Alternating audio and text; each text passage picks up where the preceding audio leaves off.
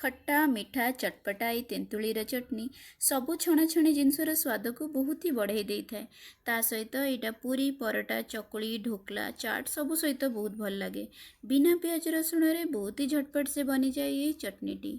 नमस्कार, मु ज्योतिप्रभा स्वागत करुछि ज्योतिष खाना पीना रे। चलंतु देखिबा ए रेसिपीटी को केमिति आमे प्रस्तुत करबा। एठी मु नेइछि 50 ग्राम बिना मंजी वाला तेंतुली आकु पानी गोटे ग्लास पानी देकी मु 20 मिनट पई भिजेकी रखी देइथिली।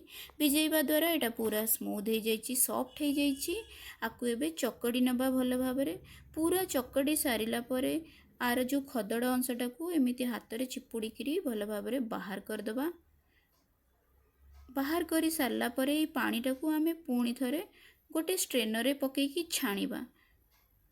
तो ता देहरे आउ जहा खदड़ अंश थिबो चोपा थिबो सबु बाहरी जिवो।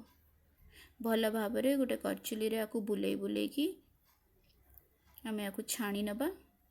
आ ये पानीटा को एबे टिके गरम हबा को दबा। एबे पानीटा बहुत पतला देखा होतिबो, बहुत पानिया लागुतिबो, किंतु फुटिला परे एटा ठीक हे जिवो। टिके गोटे फुटा आसी गला परे एठिरे आमे पकेइबा 150 ग्राम गुड़। एटा मेजरिंग कप रे गोटे कप रु टिके कम गुड़ अछि। 50 ग्राम तेंतुली पाई एतिकी गुड़ परफेक्ट खट्टा मिठा चटनी करिवो। गुड़टा को भल भाव में डिजल्व हो जाए जाए अपेक्षा करवा। तापर आमे पकेइबा एथरे मसला। यही सबू मसला को दरदरा कुटा करके पकेइबा। मु पकेइली गोटे चामच जीरा, अध चामच एठी धनिया, गोटे चामच पान मधुरी, गोटे बड़ चामच काश्मीरी चिली पाउडर केवल कलर पाई, एटा राग करबनी। आ एठी अध चामच ड्राई जिंजर पाउडर जोटा कि सुंठी पाउडर। आउ मु चिली फ्लेक्स पकाउची राग पाई। आपण चाहिले स्किप करि परिबे, किंतु चटनी रे टिके रागटा भल लगे। एथिरे बे पकई देबा लूण। ये सब मसला को पकई सारला परे टिके गोळेबा। गैस को सिम रखिकी आकु 5 मिनिट जाए कुक हबा को दबा।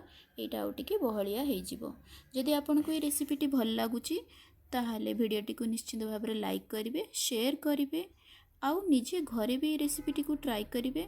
मते कमेंट सेक्शन में जणेबे केमिति लागिला आपन को ये रेसिपीटी। मो चैनल टी को सब्सक्राइब कर देबे आ पाखरे थिबा बेल आइकन टी को प्रेस कर देबे। ताले मु आगु को जेतेबेले भी वीडियो अपलोड करिवे आपन को तार नोटिफिकेशन मिलि जिवो। एटी देखंतु चटनी टी पूरा रेडी हे जाइछि। कंसिस्टेंसी भी परफेक्ट हेछि। ठंडा हला परे आउ टिके बहलिया हे जिवो। तेंतुली चटनी टी रेडी हो जाइछि। एंजॉय करंतु। आ बड़का चटनी को गोटे ग्लास जार रे भरिकी फ्रिज रे स्टोर कर दियंतु। 10-12 दिन जाए रहिबो। रहिली, नमस्कार।